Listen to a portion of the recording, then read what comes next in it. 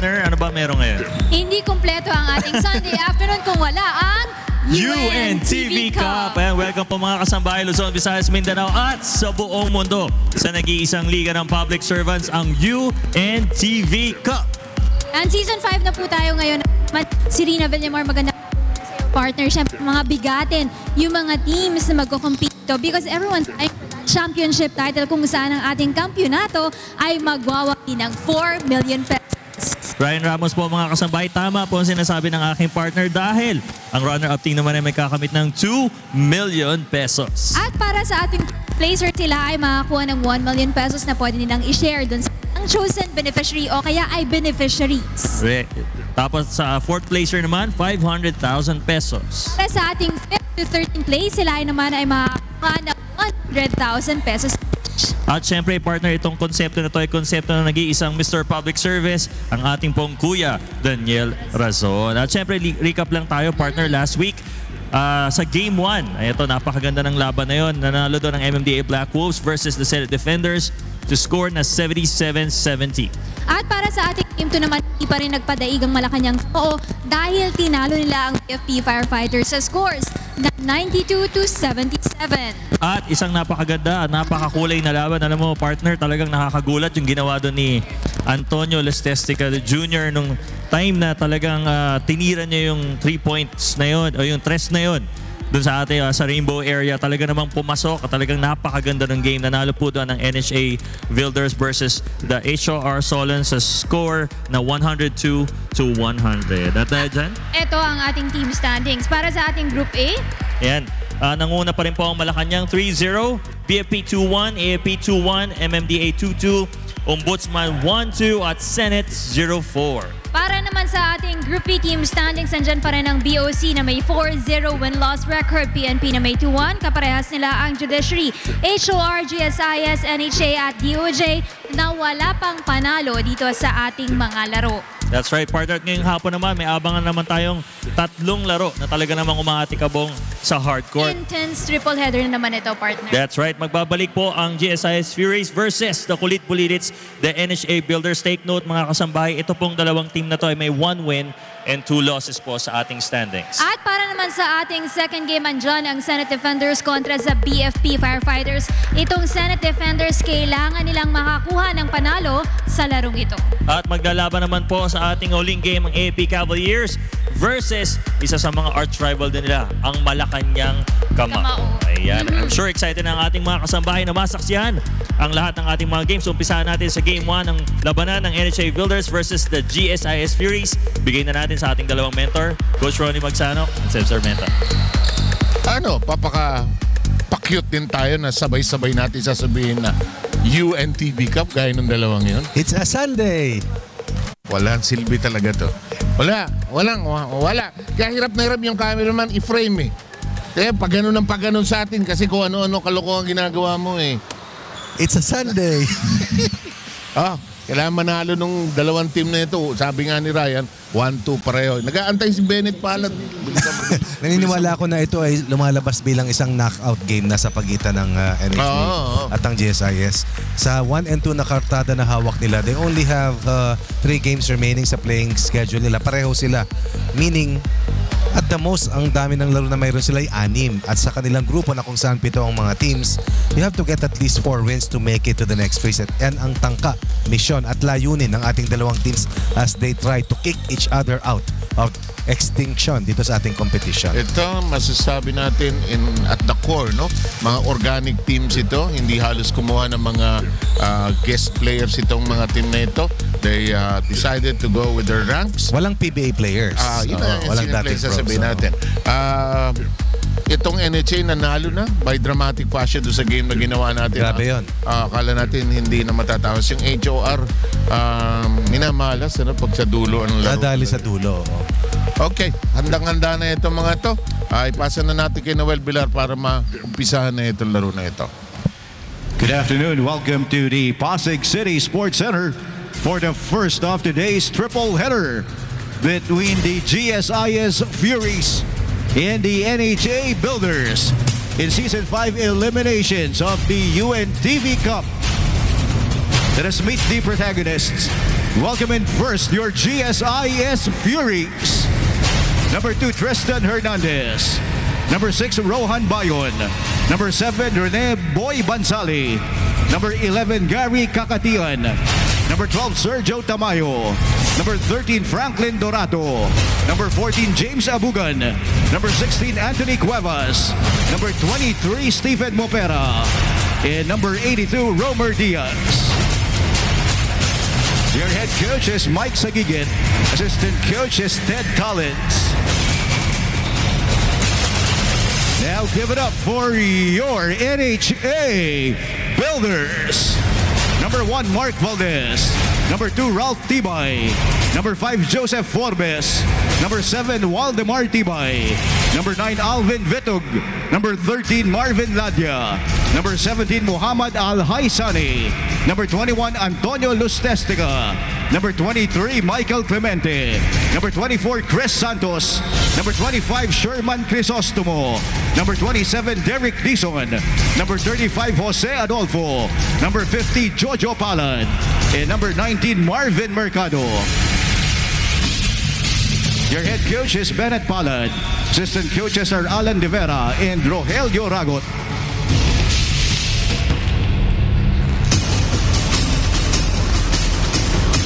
Let's first meet the starting 5 of your GSIS Furies.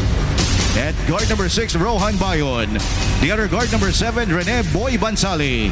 At forward number 14, James Abugan. At center number 16, Anthony Cuevas. In the other forward number 23, Stephen Mopera. Here now is the starting lineup of your NHA Builders. At guard number 7, Waldemar Tibay. At forward number 9, Alvin Vitug.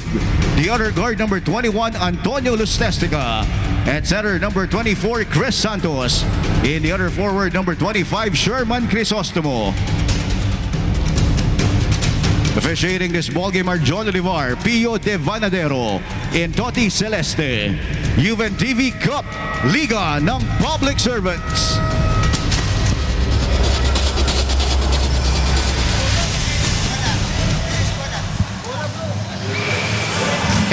Walang bola. Ayun na. Ayun na. Tagal eh. Because it's a Sunday. Alamantala, lahat ng ibang liga, walang laro. Tayo may laro. Go, Rina. Yes, Sab, kasama ko ngayon si Coach Bennett Palad ng NHA Builders. Alam naman natin itong kupang nito, they were struggling at the start of the season. Pero ano kaya yung ginawa niyo, Coach, no, para manalo kayo against the HOR Solons? Ano ba yung magandang ginawa niyo doon? Sa umpisa hindi kami nakafocus, so I try to tell the boys to focus more, tapos yung intensity nila at saka be aggressive. Huwag nilang intindihin yung mga referees o kung sino man. You have 3 more games remaining dito sa atin. So, anong preparation nyo against the GSIS at gaano ka-importante lahat ng 3 games nyo na ito? Must win kami sa 3 para pumasok kami. So, kailangan namin maging aggressive, more aggressive. Saka kailangan namin bawasan yung mga errors namin, yung mga yung play namin, kailangan namin magawa, wag sila magkanya-kanya at maging more on play as a family. What about the condition of the players? Is everyone in good shape po? Lahat naman sila in good shape. Isa lang ang hindi, si Derek, kasi nung last practice medyo napilayan. Pero ngayon makakalaro siya. Maraming salamat and good luck for today's game. Thank Coach you, Bennett Palad ng NHA Builders 7, Coach Ronnie. Sanay na rin ma-interview si Bennett, no?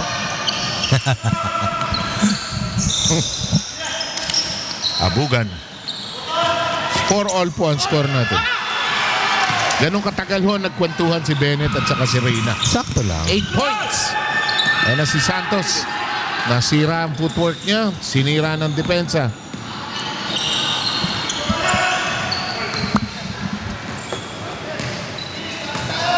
.28 to go.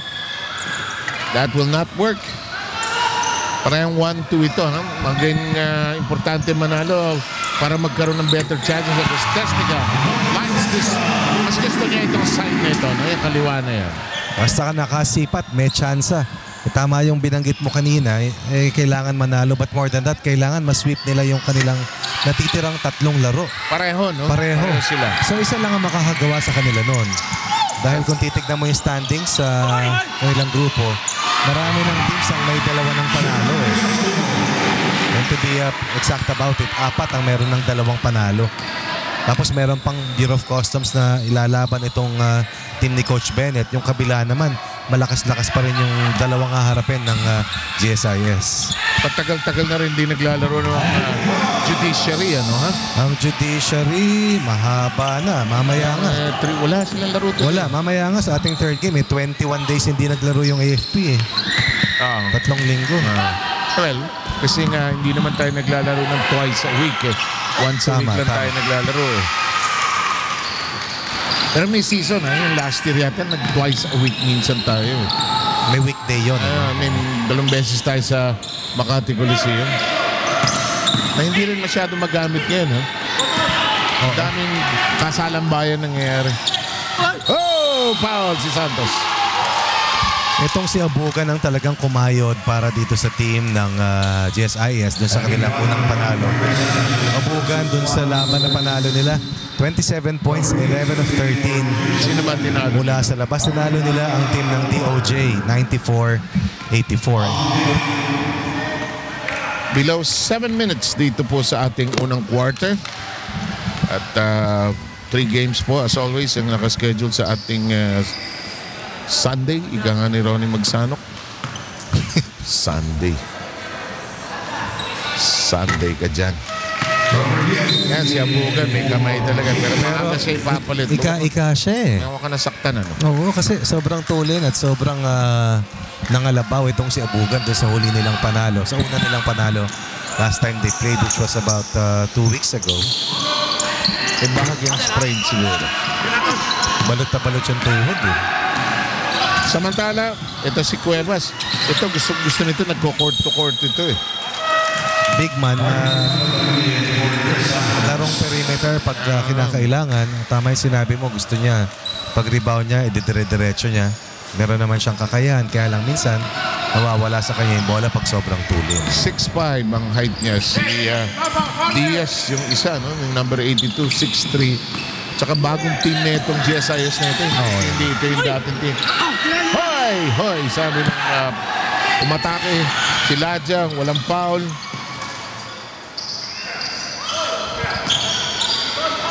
Here's Cuevas, top of the keyhole. Post-up job. Shot clock at 8. Nice location. Naniniwala ako na si Banzali ang heart and soul ng team ng GSIS. Every time mapupunta yung ball sa kanya, he makes sound decisions with extra pass coming from Banzali earlier.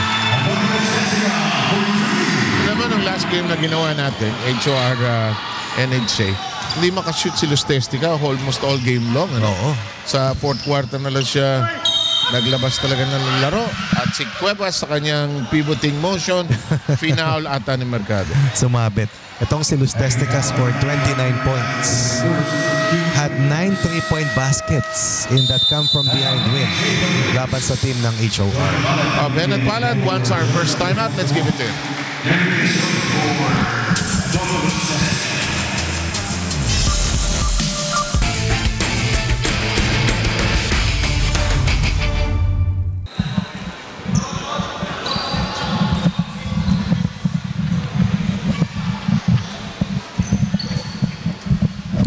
Ang ating score ay 12-10.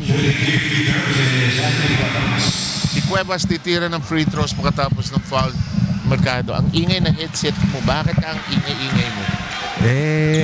Parang may bagyo dyan. Hindi. Ang dami kasing mga tao kanina sa bus station na nakita ko. Kasi mali ang ayos Tagal-tagal na nasa broadcasting, hindi pa mag-ayos ng... Kanina lang, 30 minutes pa lang. Bago? Oo. Alam mo ba, Sir Ramiro? Opo, Forks. Opo. Beda. There's the drive. Ito si Dizon, malaki rin ang contribution nito. Siya yung laban sa HOR. Siya yung game winner. At saka yung free throws, ano? Yun, 3-point play sa dulo. Dizon, unable to secure it. The rebound is not a problem for Stephen Mopera. Parang tingin ko kasi dito sa GSIS, isang parang may tuturing mo na blue-collar team. Handang kumayod, no flashy plays. Mahirap din kalaban. Actually, match na match itong dalawang to. Right. Walang PBA factor. That shot will not work for Dizon. And here comes the rush. 1-5 yan, ha? Ooh. Mercado gives it to Tibay, and Tibay is clipped by Bayon here at the midcourt line. Rina with the update on, I think, the injury of Abugan.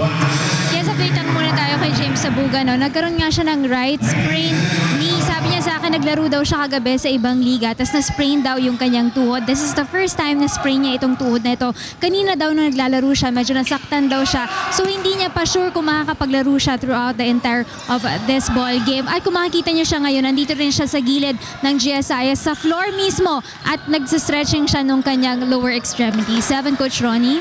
Galing talaga ng Rina sa mga lower extremities. Thank you, Doktora. Malay ko kung ano yun. PT kasi si Rina. Alam ko. Pero kaya malay ko kung ano yun. In the meantime, the GSIS beginning to be serious in the match. They lead now by 1, 15-14. Not to say they were not serious to begin with, but perhaps a tad more because they're controlling the tempo of the game. Look at Cuevas. He likes to dribble there. Second turnover para kay Cuevas. Of that kind. In the meantime, this is the thing that Mercado could not do in the last game because, you know, Santos had more playing time in that last game. Right. Meantime, the ball is dropped. Turnovers beginning to hurt GSIS. Dizon will go. Oh! Hindi niya kinuha sa left side, ano? Kasi siguro wala siyang tiwala doon sa kaliwa niya. Ilalayin niya sana eh. Sabi talaga si Banzali dun sa atake nitong si Dizon na kasama ang maraming players para sa Builders na talagang kinayod dahil it was a game na pwede mong masabi talo na, subalit hinugot pa ng malalim para makabalik. And I felt that sa mga panalo ng GSIS at ang MHA, nakita ko na parang sumobra sa kumpiyansa yung mga nakaharap nila doon. I think they fell into complacency, a sense of security na tapos na eh. Itong NHA ano to eh. Tigas ulo team to. Hindi susuko ito. And they're like their coach, you know. Bennett Palad was quite a fighter in his playing days. And grind. 3 3-point baskets for Lustestica. 9 of the first 20 points ng Builders. Wala siyang dos. Noong nakaraan, meron. Ngayon, wala. Wala pa. No? Isiguraduhin natin. Wala pa. He's perfect from the 3-point line. They're doing a great job against Cuevas, huh? Now, Tibay tries to keep it alive. I'll give it. We'll go to the other side. We'll stay with. Yep, tama. Last. I thought it was the GSIS ball, but the ref was there. Tibay, Dizon, Lustestica. Turn around. Mercado feeling it. 7-point game doon sa huli nilang laban. Kumpiyansado already with 4 first quarter points. Biggest lead para dito sa Builders dahil sa dami ng tapon ng bola rito ng Furies. 22-15 is the official score with 2.5 remaining. Here's Banzali, loads up a 3. Looks short it is. It's in the corner now. They tried to get it to Cuevas, but Cuevas with too many pesky guards behind him. They pass off at the last moment. Could have been a great play, but too many defensive hands. Cuevas puts it inside. Minsan nabibiyayaan din yung mga hindi bumababa sa depensa. Turned out to be a leak out play para dito kay Cuevas. 4 in the first quarter for Cuevas, lead down to 5. Below the 2-minute mark of the opener. Long cross-court pass. Bitog tries to draw the attention of the defense. That shot refuses to stay in for Tibay.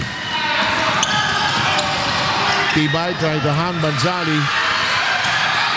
Banzali unable to get some clearance, and Diaz and company want to slow it down.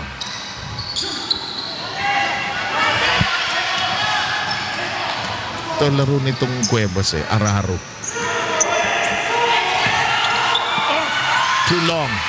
Just an inch too much. Ang laki din kasi ng Mercado. Yeah. Lustestica wiggles open. Nearly lost it. Nice fake by Dizon. Offline a bit.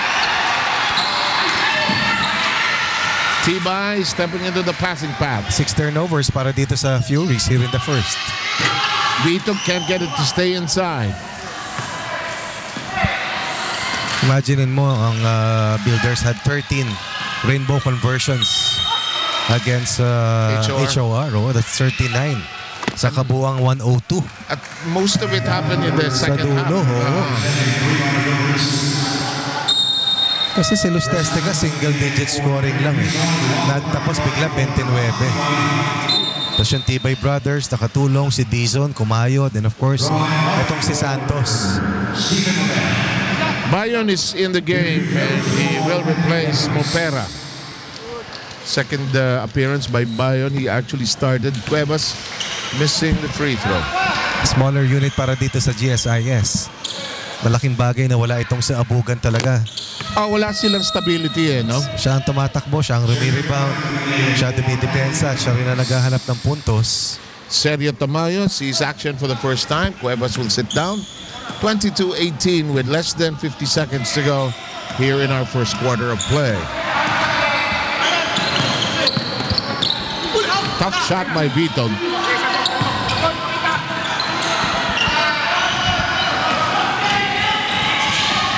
Galing. Banzali all the way no. Ang ginagawa rito ni Waldemar Tibay at Ralph Tibay bilang first line of defense, papahirapan na nila si Banzali. Sabay may mag-aabang dun sa ilalim na last line defender sa doble kayod. Let's see kung magiging epektibo yan at matatastas yung lakas ni Banzali. To funnel him in, sabi ng mga American coaches. Samantala, daming ikot.